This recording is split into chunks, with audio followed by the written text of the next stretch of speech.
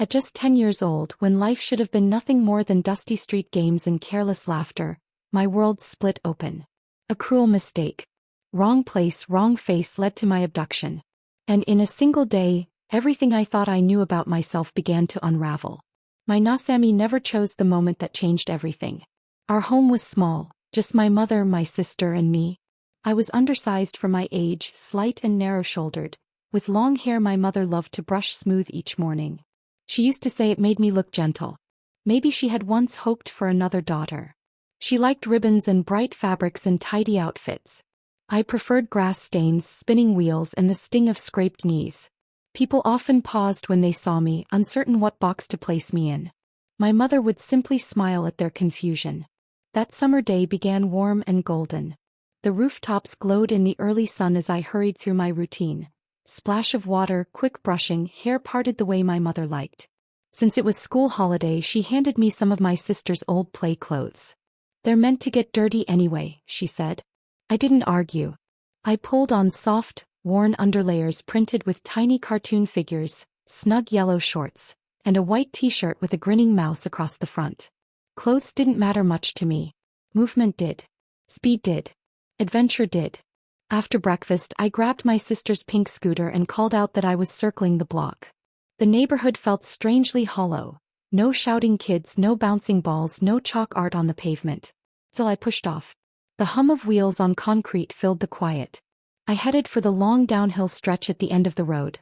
My favorite part. The slope always made me feel airborne. I leaned forward and let gravity take me. Then the front wheel hit something sharp.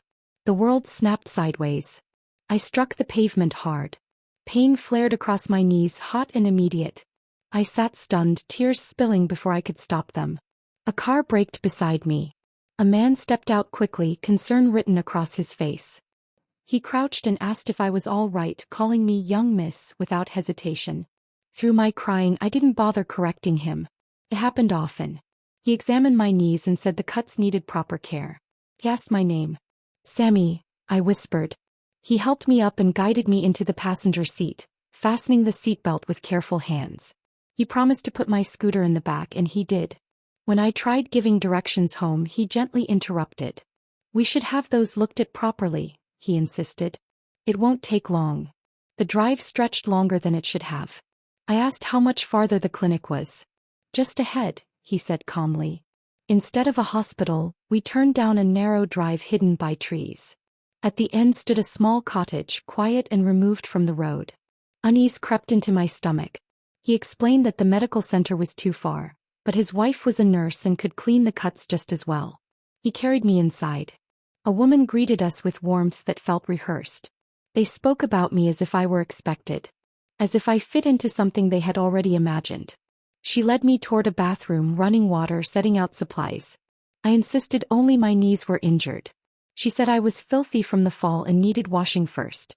My shoes and socks were removed. Then my dusty clothes. When my shorts were unbuttoned and slipped away, I stood awkwardly in my sister's old underthings. Her expression changed. She called for her husband. He stepped into the doorway, took one look, and realization settled between them. I was not what they had assumed. The room grew quiet. I found my voice and told them I needed to go home, to my mother. But instead of apologizing, instead of driving me back, they exchanged low, tense words. Something in their tone shifted from confusion to decision. They spoke as if events had already passed a point of return. As if I could simply become what they thought I was. Fear tightened in my chest. The woman bathed me, cleaned my knees, applied ointment and careful bandages. Her touch was steady and precise, almost gentle, but there was no comfort in it. Only control. Afterward she dried me, brushed my hair again, smoothing it meticulously.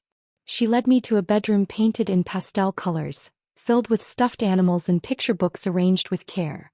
A room waiting for someone else. From drawers and hangers she selected frilled clothes I did not want. I shook my head. I said no. My refusal was met with calm firmness. My protests grew sharper, hers did not. She seemed utterly certain that obedience was inevitable. When I called out in defiance, she answered not with shouting but with unwavering authority, subduing my resistance until my strength dissolved into tears. Only when I whispered surrender did her voice soften. "That's better," she murmured.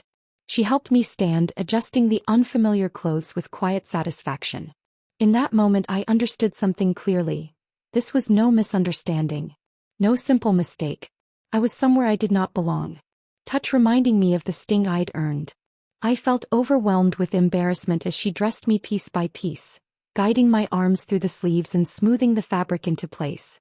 It was the first time I had ever been dressed in something so clearly meant for a girl. Heat rose into my face, a deep, prickling embarrassment that wouldn't fade. She fastened light sandals around my ankles and stood me in front of a mirror. My hair was brushed until it shone, then coaxed into soft curls that framed my cheeks. Ribbons were tied with careful precision. The child in the reflection didn't feel like me. The figure staring back looked gentler, almost delicate, smaller somehow, as if pieces of me had been smoothed away. I searched the glass for something familiar and found only fragments. When she left to prepare lunch, she paused at the doorway and told me to rest and behave. The latch clicked softly behind her. The silence that followed felt heavier than any scolding. For a moment I thought about running. But the windows were sealed tight and thick hedges crowded the yard beyond. The world outside might as well have been miles away. My knees still ached beneath their bandages. Escape felt like a dream too far to reach. I lay back on the bed, stiff and uncertain, pulling a teddy bear against my chest as if it could steady the storm in my thoughts. Fear tangled with confusion. What did they intend? How long did they expect this to last? The room itself seemed to answer.